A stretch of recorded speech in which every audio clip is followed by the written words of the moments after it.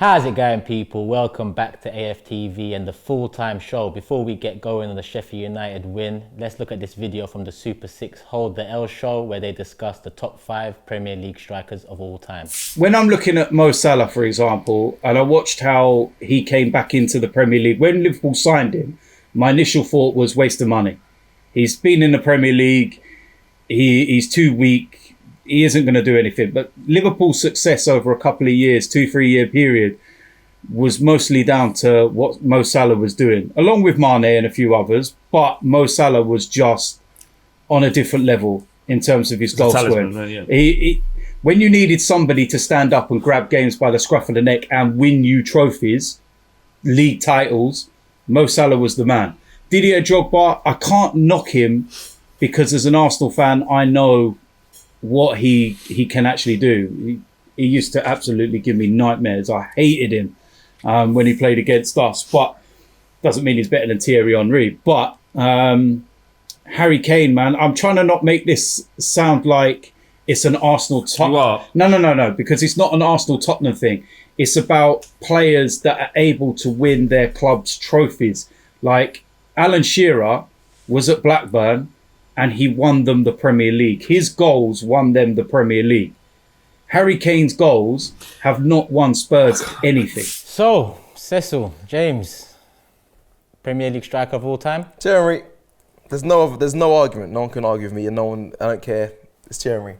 You know Pierre-Emerick? No, I think I've got to agree. Why are you so hesitant? Well, just because I know he's very touchy about this subject. Yeah, all right. Thierry? Yeah, come on. You ain't got to ask me, my bro. Yeah, Thierry Henry, 3 votes in here. But obviously, go check out Hold the L. There's a link in the description below.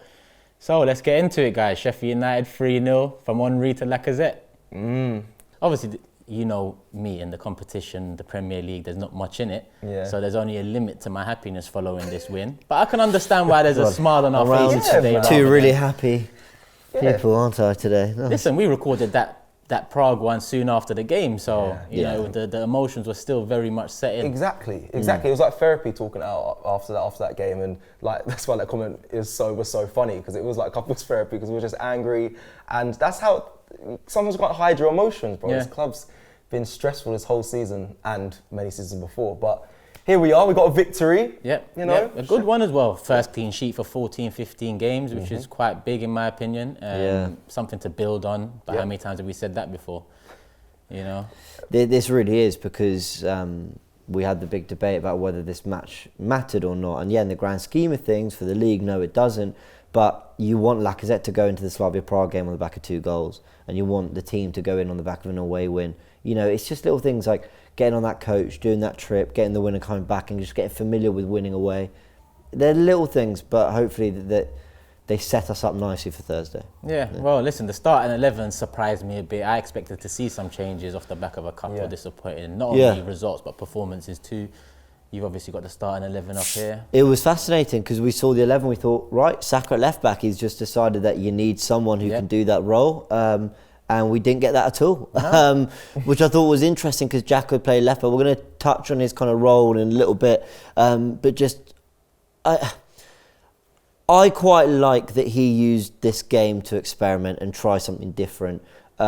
Listen, I don't think just because something worked against Sheffield United that you can say it's the answer, this is the way forward for the rest of the season, but it shows that Arteta's not yet settled on something. He's still plotting away, still trying different things with the club and the players and the way they are. I think it's right to not settle on one system and say that's it now.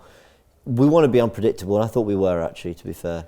Yeah, there was a lot of changes. If I'm honest, I wasn't angry at what I saw when we did our starting 11s on the warm up, and we all had different random sporadic teams that we believe could do the job. And today, yesterday I thought that team could have done the job. What I was impressed with is the back 4. For me, they're not the most direct thinking back 4. They're not as in like they won't bomb on forward like Xhaka, Chambers. They have it in them, but they're not the most mobile. Right, correct. There's no flair in that back 4 at all. I didn't want to be. Let's be honest. There's no flair. Yeah, call a spade a spade. So that's that basically. And but what they do well, is they. I'm such a child. You wonder why we're in couples therapy. You might need a couple more sessions after that joke, you know. James, book it in if you need. But no, they're very defensively sound. And what I saw from them yesterday, I know we've got to look at the opposition, it is Sheffield United, but they were solid in my sense. And I think that allowed the players in front of them, the Parteys, the Sabatas, who, if I'm honest, haven't been so consistent of recent, actually played well yesterday because they knew behind them there was solidity. So that's what I was impressed with. It allowed the players in front to be creative and do what they need to do. And I think that is what I saw yesterday. But again, it's Sheffield United. Were there fans? Sorry, because I'm in the room when you were doing the fan cams, and I heard people complaining. Someone was complaining about some of the players starting. Yeah. So some I did a fan cam. Obviously, I did fan cams, but I did it with Dan, which is what I like. But he questioned Saka starting, and if I'm honest, I did agree. But he also questioned other players that have started in recent games, and Arteta not prioritising the Europa League but prioritising the Premier League. So yeah, take a look at that. But it still is a question. Why would you play Saka in this game? He wasn't needed in my opinion.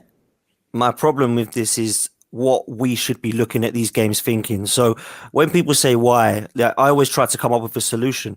And this is why I get frustrated with this manager, because I have no solution for it. He's basically said that Liverpool and Sheffield United are more important than Slavia Prague, because that's what that game told me so far. Because Tierney played against Liverpool, gets injured, he's now out. Saka plays against Sheffield United, gets injured, potentially, he's now out. And I think Saka and Tierney to be two of our best players this season. Why are they playing in these games? Why were they? Yeah. It wasn't important to beat Liverpool. It wasn't important if we messed up today, to be fair. All it's about is Thursday night, and we're playing people in that game that could get injured. He makes a good point, I can't lie. Like, you know, when you look at Tierney, the injury, I understand playing Tierney in that game because Liverpool, you know, it's a big game. You want a big performance, you know, maybe not the result, but the performance matters. He got an injury out of the Slavia Prague game. Now, this one with Saka, this is where I agree with Dan. Yeah. I think it was too big a risk to take, and it looks like it's going to have a big effect for Thursday. Yeah. This is where I find it difficult. I think he makes a great point. Yeah. Tierney, actually, you know, weirdly, the Tierney one offends me more than the Saka one. Yeah, really? Yeah, I think because we weren't playing this kind of expansive game against them, so I wondered why he didn't just put Cedric there and have Bellerin as the right back. Because if you're ultimately just going to park the bus against Liverpool, why does it matter if you've got your left-footed left back or not? Tierney's brilliant. He's very good defensively, but it's what he offers going the other way. He didn't need to offer that all game, so that kind of annoyed me. It's hard, man. I can never get angry at Arteta or a manager for a player getting injured unless they're quite literally playing them every single game. You're thinking, it's getting a bit obvious now, you've got to rest them. Yeah. So it's unfortunate, but I do understand, you know, at what point do you say Thursday's too important, you should beat Sheffield without Saka? Because without Odegaard, potentially, without Emma Smith-Rowe, potentially, if you add Saka to that list, a lot of our energy, a lot of the creativity that came in January, gone. Yeah, a lot of. I'd like to say all. I'd say 75%. Because I'll put Martinelli as the remaining 25% and say with him, we have one of the players that did bring about that turnaround. Yeah, absolutely. And obviously, he got a goal, which was good for him. But going back to the point of Saka, I feel like it was too big a risk to take. I think so. The system was fascinating because Saka, we found out he's not playing left back. And I want to bring up this graphic now. I'm going to credit them. If you can find them on Twitter, it's not our graphic, at ELJDP. It stands for El Juego. No, sorry, it's Spanish. Anyway, right, you'll see it pop up here. It's in Spanish. Okay. There was a little logic to that. I was trying to. Well, I tried to learn it and put the accent. I hate when people butcher it. That's me. You butcher it. It was like El Juego Posición or something, which I think means positional game. That sounds legit. You should have just said that. He slept with his Spanish. You know, when you listen to Spanish at night, just sleeping. Something I also Mikel Arteta just speaking in Spanish convinced me he's the one. It's another thing I don't enjoy in our relationship, that he does that. It's just so annoying. Learning language. Right, let's get back to it. That's about a minute of me trying to pronounce something in Spanish. This was really interesting because the system was kind of a 3-1-6 again, or kind of a 3-2-5. But what I kind of enjoyed about it was, and we said this on previous shows, can Arteta tweak things positionally without disrupting the system? And that's exactly what he did, because Granit Xhaka played as the inverted wing back. Is, you know, a new popular term thanks to Pep Guardiola. But essentially he did what he does every game, which is drop into that area where the left centre-back is Mari, in this case normally Gabriel comes inside, Xhaka moves out, they form a back three, and then the width, where Martinelli is the highest player, okay, maybe Tierney's not that high normally, but he's occupying that kind of, he's stretching the pitch, Chambers the other way, and you've got this front line of players. And I enjoyed that. You got Partey very much dictating the game in the middle. When people say he's a box-to-box midfielder, he's not a defensive midfielder, well, he kind of is a defensive midfielder because he's the only shield there, but he's doing it from more a playmaking stance. So I thought that was interesting to look at, and go check out. No, because even there, I can see what happened in the game. Obviously, we all watched the game together. There was a lot of moments during that game where the three on this right-hand side, you could see an overload here in comparison to Martinelli. And I think Martinelli's been thrown completely out wide because of the lack of a Tierney or the lack of a Cedric behind him.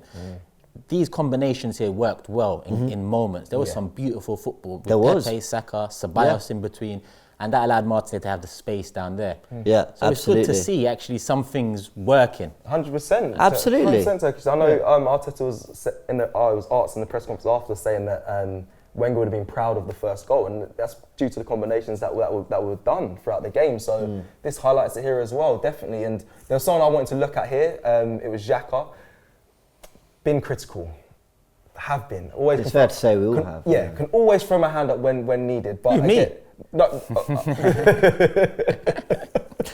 We all have. Yeah. You know, we know. And I took a look at his numbers yesterday because, like James said, we've seen him drift into that position of left back when he plays in centre mid. So for me, it seems like it's where he feels most comfortable. He played left back yesterday, and these are the numbers. I mean, the one with the asterisks, which is pretty much all of them, means he's first in the Arsenal squad. So we've got total passes at 78, successful passes at 74. That's a passing accuracy of 94.9%.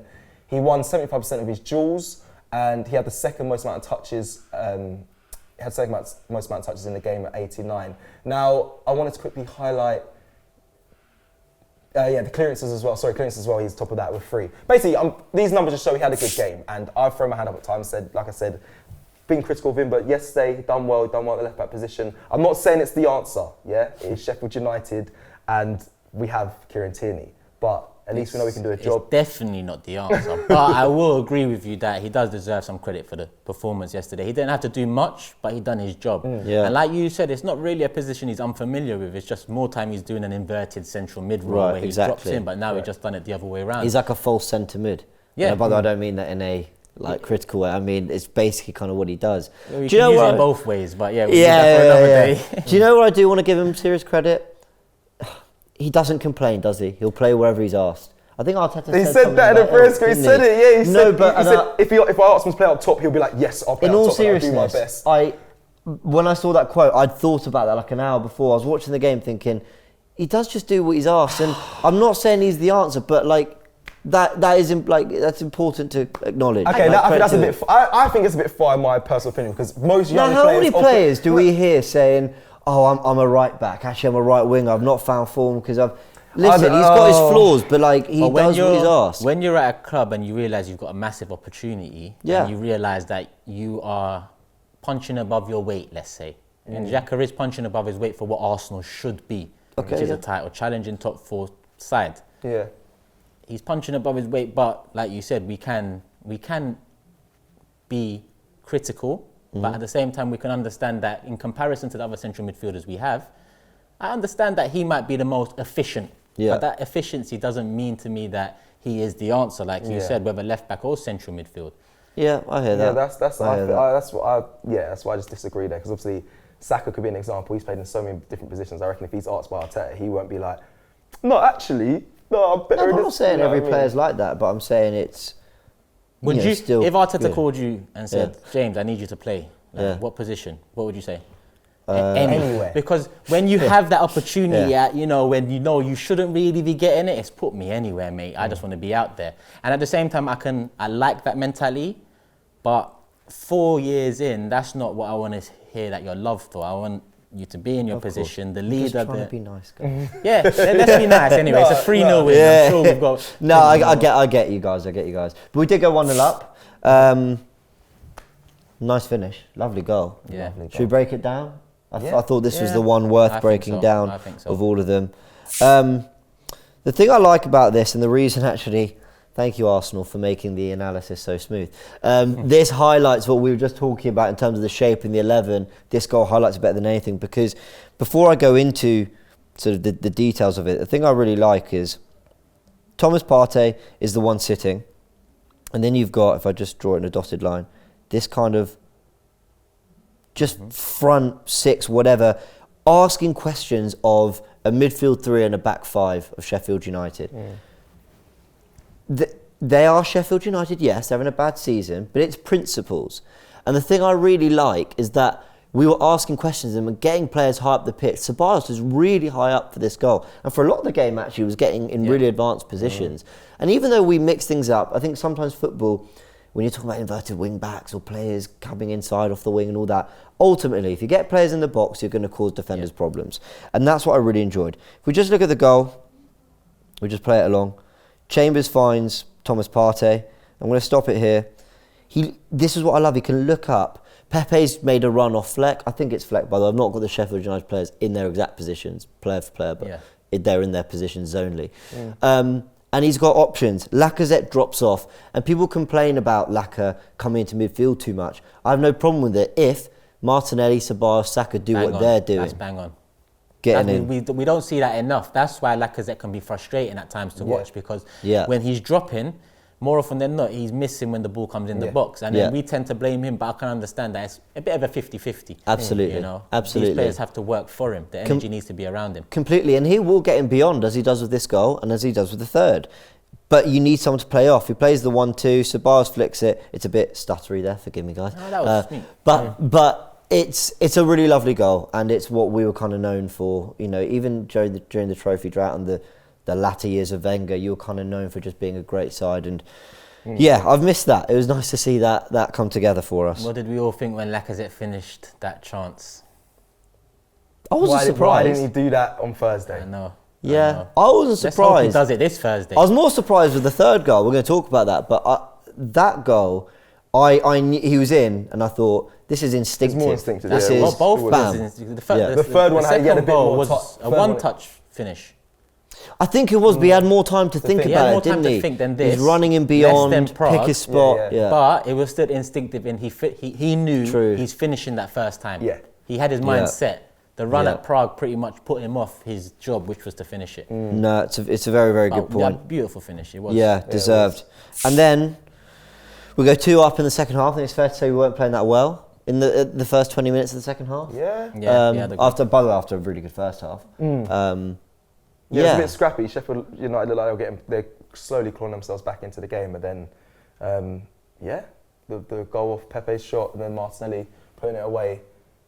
Big credit to Pepe 100%. for me. I was just taking time to sort of like remember the goal, and like obviously we got Martinelli in the picture there, but you were really crediting Pepe, weren't you? Yeah, downstairs when it happened. He was very direct. He was very confident. He was quite flary with it as well. You know, you could see he approached this game a bit different to games in the past, even though his productivity and performances this season have improved off last season. I still feel the performance he gave yesterday against Sheffield United, it was a good mix of confidence and ability. Yeah. You know, we just don't see that mix enough. We all know he has the ability, we just doubt his confidence. Yesterday, you could just see he was on it. He was on the ball, direct, picks it up, swivel of the hips, he's off. I want to see that more from him. I know it's only Sheffield United, but I believe he can do it at a higher level than that. I think speed of decision is a big thing with him. I think if he's got the ball for more than 2 seconds, I'll start to worry. Yeah. But if he's got it and he does it quickly, and this is where Saka was brilliant because they linked up really well.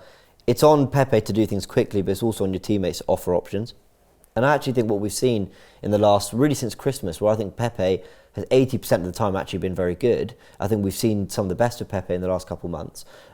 It's because there are players like Odegaard around him and Saka around him who are drifting out to actually play with him and not leave him isolated. Let me just ask you guys a question quickly. Do you think we still start way too slow? Because I was just thinking, after Pepe got the assist for this goal, or the pre-assist to come off the keeper, everyone livened up. I know, and we took 2 goals, I believe, for the team to actually start getting into gear, in my opinion. Like I saw Partey levelling up after the second goal went in.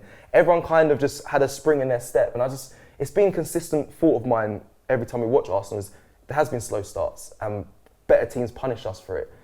This team obviously didn't get to do that. They did have chances, definitely, at 0-0, but they didn't take them. So do you think still the start was too slow here? For me, it was slow, but not as slow as it usually is, because I still saw Pepe and Saka doing something on that right-hand side in the first 20 minutes. Okay. And that's what we built off for the first goal as well, and eventually further along the game, the same combinations are working. That's why Saka coming off was a shame, because in that number 10 position, a position that at the beginning of the season I suggested would have been his best position, because I remember he played it against Liverpool in the pocket of space behind the striker, and he done it well because he can go both ways. So I saw something different, but at the same time, it's Sheffield United, and you are right about our slow starts. Yeah. You know, teams punish us for it. And even if they don't punish us, you know, tactically it can work against us too.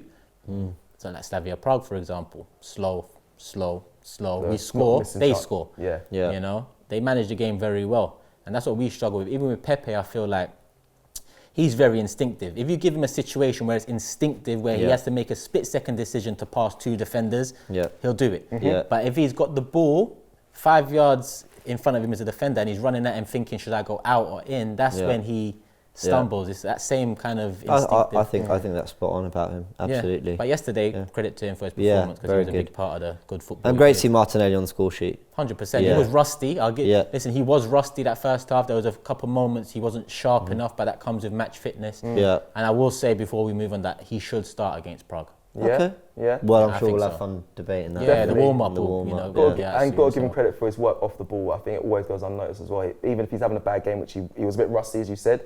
Not a bad game, sorry, he was rusty, but he works so hard off the ball. How many players, I want to ask you a serious question, how many players on this team, in the squad, can you not question this? Right, heart, No, I think Martinelli is clearly one of them. 5 of them, maybe? Saka, Emil will probably be a couple others. Saka, Emil, Martinelli, Tierney. Yep. I'm going to say Laca. You're going to call me crazy, right? I see heart in more of these players now than I have maybe some of the group of the last maybe 5 years before. I think Mary's there. I actually think Louise does have heart. Yeah. Gabrielle. You know, but I get what you mean. Proper raw passion. Yeah. I get that. That's where you can rely upon it. Right. Yeah. There's a difference between. I get what you're saying, but I sort of realised mid-saying, I was like, I get actually. Martinelli can have a poor game. Yeah. But have a good game at the same time in terms of his output might not be there, but you know he's going to be 100% up and down. He's going to try his hardest. It might not work out for him, but you're going to get that commitment. It's very true. So that's what I like about Martinelli. But let's move on. Yeah, third goal. Lovely drop of the shoulder, Partey. Yeah. Lovely through ball. About time we saw something like that. Quality, man. This is when people were talking about his sloppy performances of late. I wasn't denying that he was sloppy, but I said this is not, of all the conversations we need to have at Arsenal Football Club, Thomas Partey is not one of them. Yeah. Because he'll get there. He's had injuries. He's been in a bad team. There's other things to look at. Like the guy oozes class. He'll get to the level we expect, but at least we're seeing glimpses of it. Like he's not doing nothing. Look, I mentioned in my fan cam yesterday, coming into a different environment. Yeah. And we've got to be honest with ourselves. The environment at Atletico that Simeone has, we know it's very different to the environment that's been here for so long. Yeah. So first he's got to adjust to that. And like I said, it takes a certain type of character to not fall in line, but to stand up. Yeah. Tierney, we can see, is one of them. He might look around and think, these are not at the same level as I am. Fabregas mentioned it one time after losses. People on their phones, he felt like he was one of few winners in the side. So Partey's had to adjust to that with injuries, with a new league, probably a more robust league at that as well, competitive definitely. So I think we can't get on his back. No. And we've seen enough to know that on his day, he's head and shoulders above anyone in the middle for us. 100%. Honestly. Sorry, go on. No, I was saying that's a great point about when you walk into a change room and you can see the level of the attitude of players, and you think, and you can slip, your level can drop because no one's serious enough, or they're not taking it serious. I'm not saying that's always what's happening at Arsenal, but that's a great point. When there's players that have high expectations, they have discipline within the changing rooms, and there's a captain that leads you, and you have to be on your job. Every training session they expect 10. So when you go out on the pitch, they expect that. That might be where you'd be coming from. Going into the change room, I don't know I don't know for sure it's like Arsenal, but I don't assume it's like how it was. So and I think for that Partey and what you said there, he's not the problem we should be looking at either, especially in this side. And his numbers encouraged me because, 80 touches, received 64 passes, and I've actually never used a stat for passes received, but because he's the outlet, he's the one that the back three are always trying to find. Defensive third passes, we talk about that word press resistant. I know some people hate it, but it's valid in football today.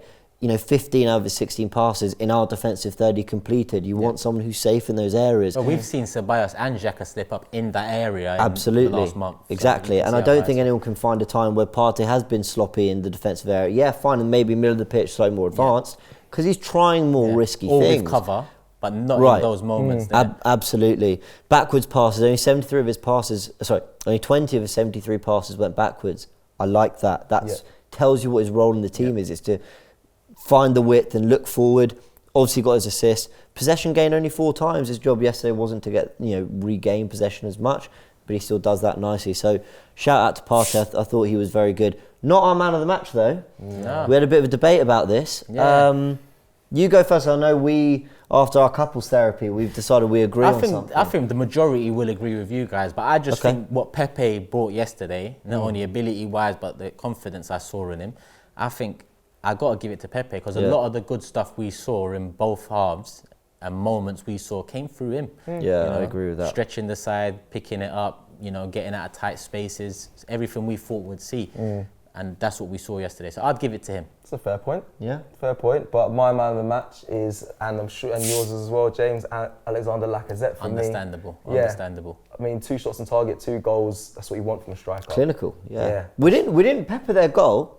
But the chances we got with some good football and our general domination, put them away. That's the Lacazette performance I want to see. Because far too often we've seen Lacazette play, drop, but then not finish his dinner on the other end. And then the performance doesn't look as good as it should be. You can give him credit for the work, but if you're starting up front, you want a bit of that. Yeah, if you're giving that on top of the work rate, dropping in behind for the first goal, picking up, starting the move, then you've got a good all-round performance. And if you get 25 to 30 of those performances out of him in a season, Premier League, you're happy. Absolutely. It's just that too few and far between. That's what I was going to say is he got the goals yesterday, he was very efficient, and that's what I want from a striker. But on top of that, he did there was a moment in the game where he pinned a player and he literally took it in, he held it for a couple seconds and then popped it off, went around the corner. And I was like, he's all-round performance yesterday for me. I was very impressed with him.